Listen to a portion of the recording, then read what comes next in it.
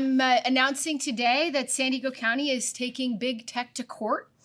We're suing some of the most powerful corporations in the world, Meta, TikTok, Snapchat, YouTube, because they've deliberately designed their platforms to be dangerous and addictive for our kids. They know the harm, they've done the research, and they've done nothing. Because addiction makes them money. It makes them a lot of money. And we are here today because we refuse to let another wave of young people suffer while billionaires profit off of their pain. This is not the first time we've seen corporations put profit over people. Not long ago, big tobacco executives sat before Congress and swore under oath that cigarettes are not addictive. Not long ago, drug companies flooded our communities with opioids, pushing pills they knew were addictive and deadly. They lied, they cashed in, and our families and our kids paid the price. And just like before, we're taking them to court using the power of law to demand accountability. We beat big tobacco, we beat big pharma, and we're gonna beat big tech. Some might ask, why is the county taking this on? Shouldn't Washington be handling this? Well, that probably applies to a lot of things today. But my answer is simple. We cannot afford to wait because we all know what happens in Washington. Billionaires write the rules and nothing changes. Trump and his allies are not fighting for parents. They're not fighting for teachers. They're not fighting for our kids. They're fighting for billionaires. But here in San Diego County, we see the damage every single day in our schools, in our hospitals, in our homes. And we have the power to take action, and we have the duty to use it. Big tech designed their platforms to be addictive. They knew the harm, they ignored the evidence, and they kept cashing in. Just like big tobacco, and we're taking them to court. So Meta's own studies, hidden from the public, showed that Instagram makes body images worse for 1 in 3 teenage girls. And what did they do?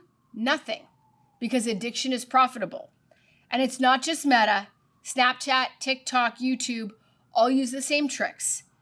Infinite scroll, autoplay, algorithms designed to keep our kids trapped on an endless loop. It's not an accident. It is their business model. So today, San Diego County is taking them to court.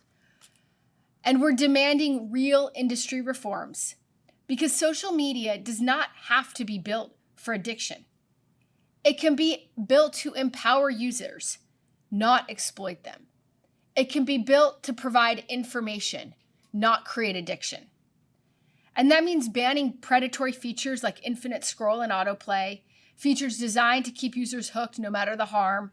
It means forcing platforms to offer real meaningful parental controls, not the weak, ineffective, unaccountable tools they claim to offer today. It means transparency, because these companies should not be allowed to bury research that proves their platforms fuel depression and self-harm. And it means financial penalties, because the companies that created this crisis should be the ones that pay to fix it. This is not about banning social media. And this is not about telling kids to log off. This is not just about personal responsibility. We do not tell people to stop driving cars because cars can be dangerous. We require seatbelts, airbags, and create drunk driving laws to make roads safer. We did not ban cigarettes. We fought for warning labels, age restrictions, and marketing regulations that protect public health. So that's what this lawsuit is all about. It's not about banning social media. It's about demanding common sense protections that put public health and our mental health before profit. This is about holding billion-dollar corporations accountable for a business model built on addiction. If a product is designed to be addictive, if it's built to keep kids glued to the screen at the expense of their health, that's not just a bad habit. That is a public health crisis. And when corporations know their products are hurting people but refuse to change because it makes them too much money, that's when we take them to court. The harm from social media addiction is not something we just see in research studies or courtroom filings. It's happening in our classrooms every single day. So that's why I'm proud to stand here with leadership from San Diego Unified, a school district in our county on the front lines of this crisis. No one sees the impact of this issue more clearly than our educators. I would like to introduce Richard Barrera, a champion for students and a leader in the fight to protect their well-being. Richard. Thank you. Thank you, Supervisor Lawson-Remer, for, of course, your clear, powerful words this morning, but more importantly, for the action that you are leading here at the county to protect our students. The reality that our students are growing up in, and you're about to hear from Vihan and our students in a second, is so much different than anything that we as adults really understand, because this orchestrated, intentional campaign to addict our students has gotten so large and so sophisticated over so many years that the Surgeon General, reported that 95% of young people between the ages of 13 and 17 are not only on social media, but a large percentage of our kids spend 30% of their waking hours on social media. And we know the impacts that has. It leads to young people feeling worse about themselves because of what Terra just described as intentional attempts to make people feel that their own self-image is not meeting up to some sort of standards that the social media companies produce. It means our young people are sleeping less, are experiencing more depression, more anxiety, in some cases leading to suicidal ideation. And then it affects the relationships that young people have with each other. It increases bullying. It increases efforts to single out or make some kids feel isolated and not a part of their school community. It is pervasive. And, sometimes you hear the social media companies say, well, social media is the reality of today. It's the reality of tomorrow. The job of schools is to educate young people about the benefits and the harms of social media. And we agree with that. We passed a resolution last year. We've got a campaign in our schools that's very much about educating young people about adjusting to social media. But let's be clear. When you're talking about a young person up against these multi-billion-dollar industries with incredibly sophisticated techniques at changing their brains, the way that their brains are wired, in the way that tobacco has in the past, in the way that other entities that try to addict young people have, that's not a fair fight. And so part of educating young people about how to live in a world with social media is what's happening right now. It's to learn how to fight back and to learn that you've got a voice and you can take action. And there are partners in the community like Supervisor Lawson-Remer, like the County of San Diego, like school districts, like our institutions that are there to support young people. We're there in the fight with you, but part of a young person's education is learning how to raise your voice in a democracy to make change that you believe is important. And that's why I'm so proud to have these students here who are part of our wellness committees that operate at each school and then across the district.